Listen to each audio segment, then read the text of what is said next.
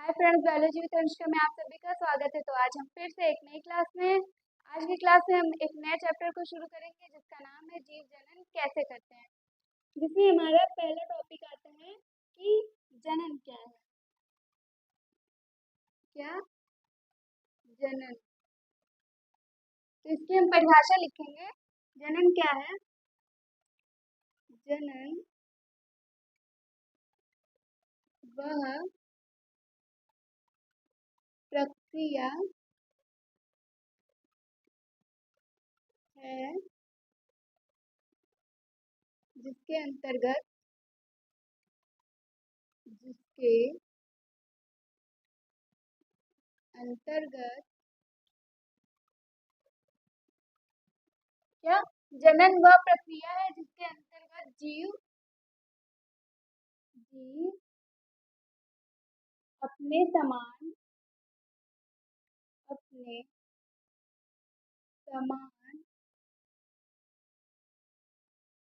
दूसरे जीवों जीवों को जन्म देता है। जनन क्या है?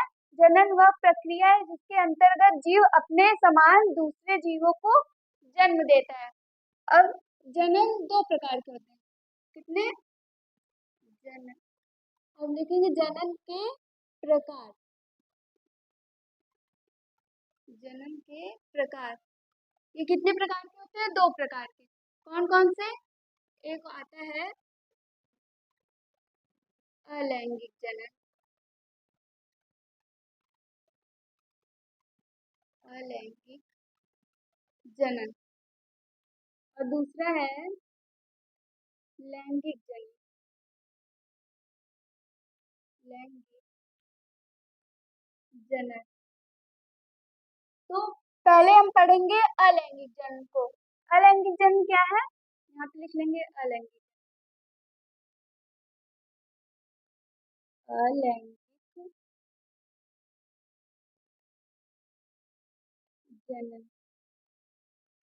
अलैंगिक जनन क्या है? तो इसको देखते हैं। क्या? जनन की वह प्रक्रिया, जनन की वह प्रक्रिया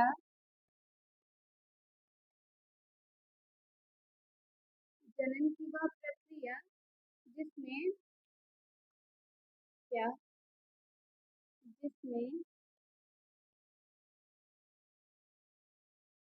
एकल जीव के द्वारा एकल जीव के द्वारा नए जीव की उत्पत्ति होती है होती है क्या कहलाता है? अलैंगिक जनन कहलाता है। अलैंगिक जनन कहलाता है। क्या लिखा है? जनन की वह प्रक्रिया जिसमें एकल जीव के द्वारा, एकल जीव यानी एक जीव के द्वारा नए जीव की उत्पत्ति होती है, उसे क्या कहते हैं? अलैंगिक जनन कहते हैं। अलैंगिक जनन की, अब हम अलैंगिक जनन की विधियों को देखेंगे। कौन किसको? अलैंगिक जनन की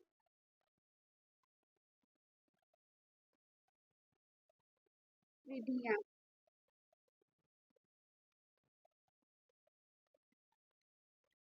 जिसमें हमारा पहला आ जाता है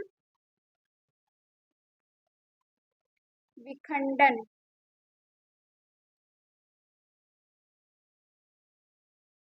दूसरा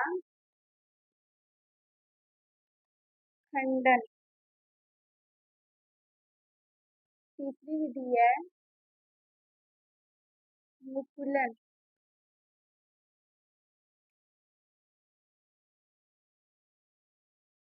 चौथा है पुनरुद्ध भवन। क्या? पुनरुद्ध भवन है। और पांचवा है कायिक प्रवर्धन। और हमारा छठा आ जाता है बीजाणु द्वारा। तो अब हम इन एक एक विधियों को बारी बारी से जानते हैं। हमारी पहली विधि आती है विखंडन। विखंडन में क्या होता है? इसमें इसमें जीव जीव नहीं, एक कोशिकीय जीव, इसमें एक कोशिकीय एक कोशिकीय जीव विभाजित विभाजित होकर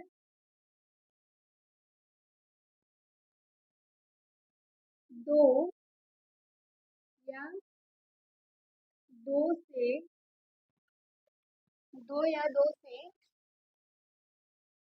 अधिक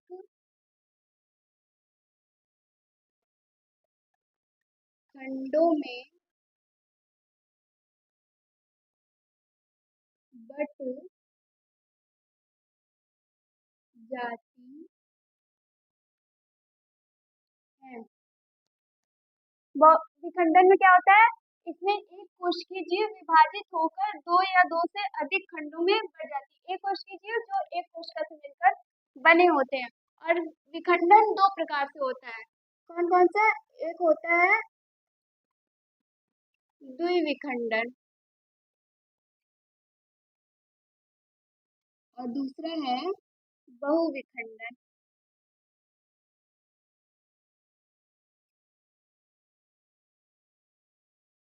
द्विविखंडन क्या होता है? इसमें जीव जीव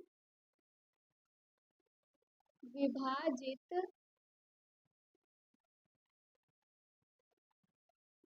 होकर दो खंडों में दो खंडों में बट जाते हैं। अब बहुविखंडन में जीव विभाजित विभाजित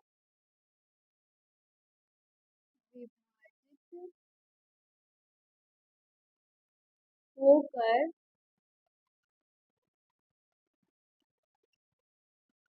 कई खंडों में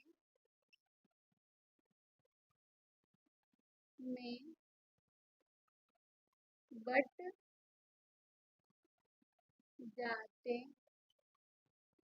हैं। द्विविखंडन में क्या है? इसमें जीव विभाजित होकर दो खंडों में बढ़ जाते हैं। जबकि बहुविखंडन में क्या है? जीव विभाजित होकर कई खंडों में बढ़ जाते हैं। द्विविखंडन का एक उदाहरण है क्या? अमीबा।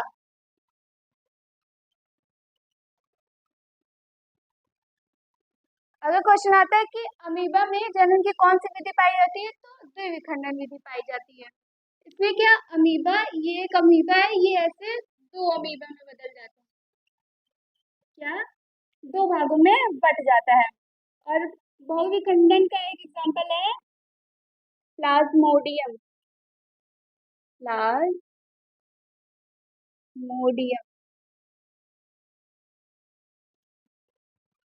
प्लाज्मोडियम में क्या बहुविखंडन पाया जाता है? प्लाज्मोडियम कई भागों में बढ़ जाता है। और दूसरी विधि आती है खंडन। क्या? खंडन। खंडन में क्या होता है? इस प्रक्रिया में इस प्रक्रिया में बहुकोशिकीय जीव बहुकोशिकीय बहुकोशिकीय जीव इस प्रक्रिया में बहुकोशिकीय जीव परिपक्व परिपक्व होकर परिपक्व होकर दो या दो या दो से दो या दो से अधिक क्या इस प्रक्रिया में बहुकोशिकीय जीव परिपक्व होकर दो या दो से अधिक खंडों में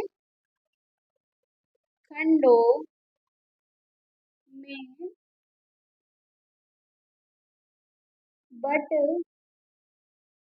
जाते हैं।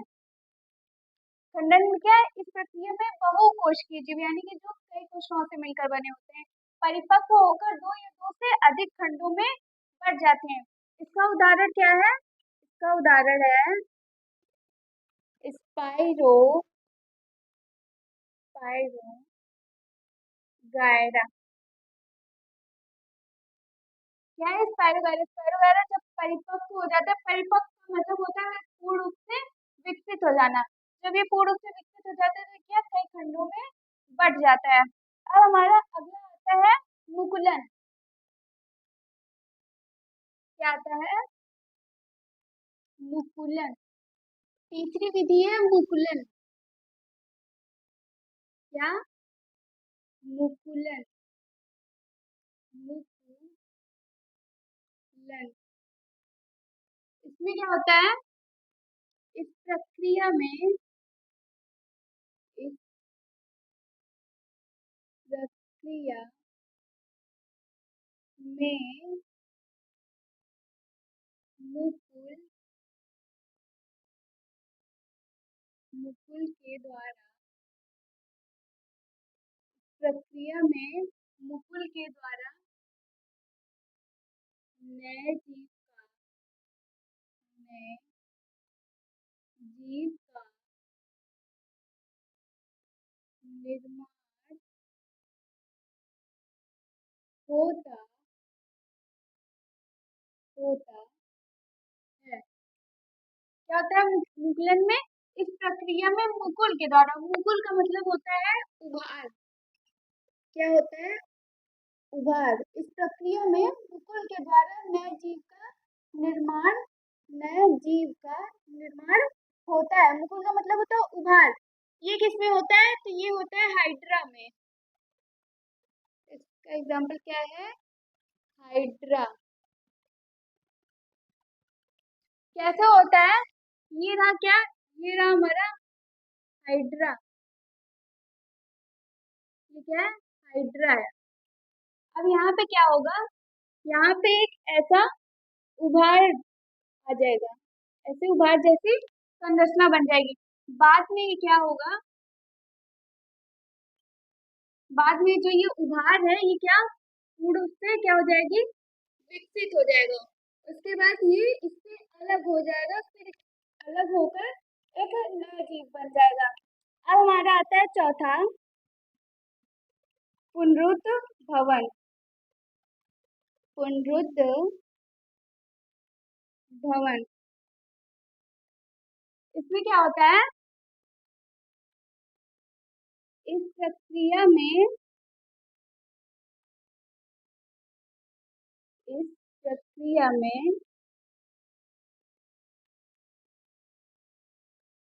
जीव का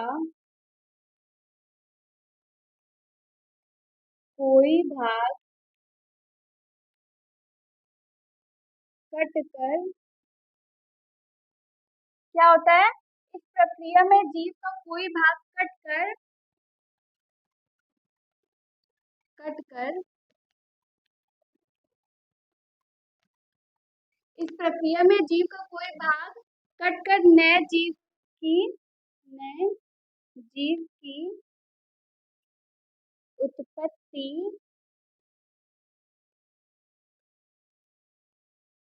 करता है। पुनरुत्थान में क्या आता है, इस प्रक्रिया में जीव का कोई भाग कटकर नए जीव की उत्पत्ति करता है।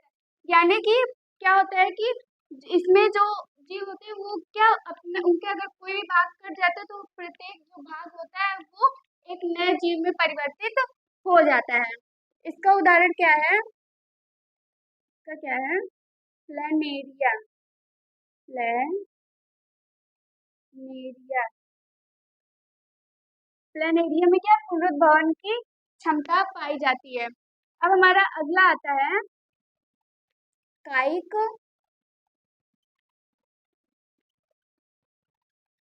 प्रवर्धन। कायिक प्रवर्धन में क्या होता है, इस प्रक्रिया में इस प्रक्रिया में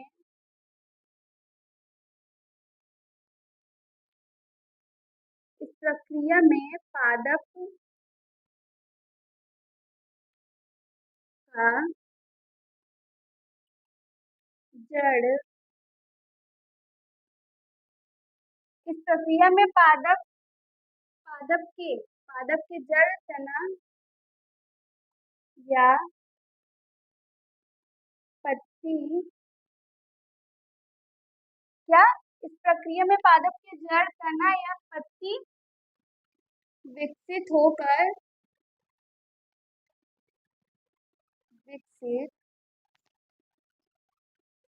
होकर नए पादप का निर्माण करते हैं। क्या काइट प्रवर्धन में क्या होता है, इस प्रक्रिया में पादप के जो जड़, तना या पत्ती वाला जो भाग होता है वो विकसित होकर क्या नए पादप का निर्माण करता है। इसमें क्या होता है कि काइट प्रवर्धन में प्रक्रिया में क्या होता है, वो जो जड़ या तना यानी कि जो ऐसे पादप हैं जो अपना बीज बीज उत्पन्न करने की क्षमता खो चुके हैं, उनकी उसको उगाने के लिए क्या कायिक प्रवर्धन का प्रयोग किया जाता है।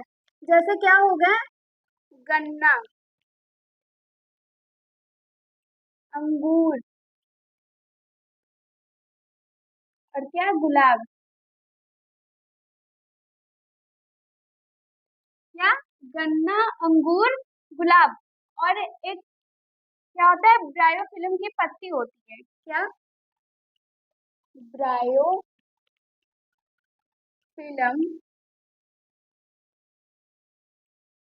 की पत्ती। इसमें क्या होता है, ये क्या, मान लीजिए यहाँ पे बना देते हैं, ये क्या है, ये पत्ती है, तो यहाँ से क्या कलिकाएं निकलती हैं ऐसे ऐसे, क्या छोटी छोटी ऐसे कलिकाएं निकलती हैं। बाद में ये क्या, ये मिट्टी में गिर जाती है, उसके बाद विकसित होकर एक नए पादप का निर्माण करती हैं। अब हमारा अगला आता है बीजाणु द्वारा। क्या, बीजाणु द्वारा।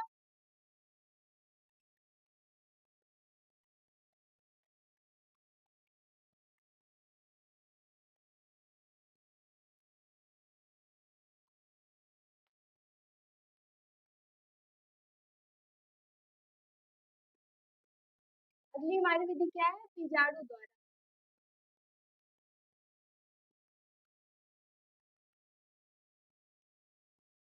बीजाणु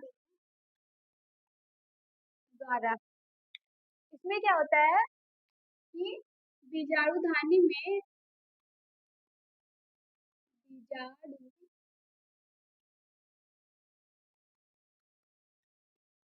धानी में क्या बीजाणु का निर्माण होता है। बीजाणु का निर्माण होता है। क्या होता है?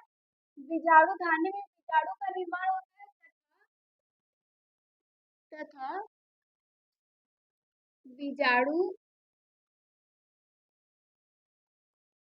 मुक्त होकर मुक्त होकर क्या बीजाणु धान्य में बीजाणु का निर्माण होता है तथा बीजाणु मुक्त होकर मुक्त होकर वृद्धि करके मुक्त होकर वृद्धि करके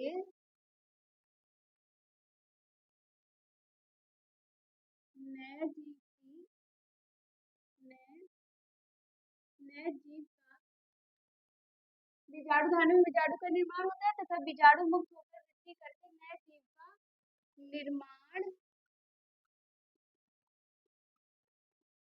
करता निर्माण करता है। इसका एग्जाम्पल क्या है? राइजोपस। क्या है? राइजोपस। यहाँ पे लिखा क्या है? बीजाणु धानी में बीजाणु का निर्माण होता है तथा बीजाणु मुक्त होकर वृद्धि करके नए जीव का निर्माण करता है। बीजाणु धानी क्या होता है? ये क्या है? हमारा राइजोपस। ठीक, ये क्या है? राइजोपस है। यहाँ पे एक ऐसी संरचना पाई जाती है कुछ की तरह, इसे क्या कहते हैं? बीजाणु धानी। बीजाणु धानी। और इसमें क्या बनता है? बीजाणु बनता है। क्या? बीजाणु। फिर क्या होता है? जब ये बीजाणु धानी फट जाती है तो क्या बीजाणु बाहर निकल जाता है और फिर क्या? एक नए जीव का निर्माण हो जाता है। तो हमारा अलैंगिक जनन की सारी विधियां खत्म होती है। आज की क्लास को हम यहीं पे खत्म करते हैं। मिलते हैं अगली क्लास में। अगली क्लास में पढ़ेंगे लैंगिक जनन को। तो मिलते हैं अगली क्लास में। तब तक के लिए बाय बाय।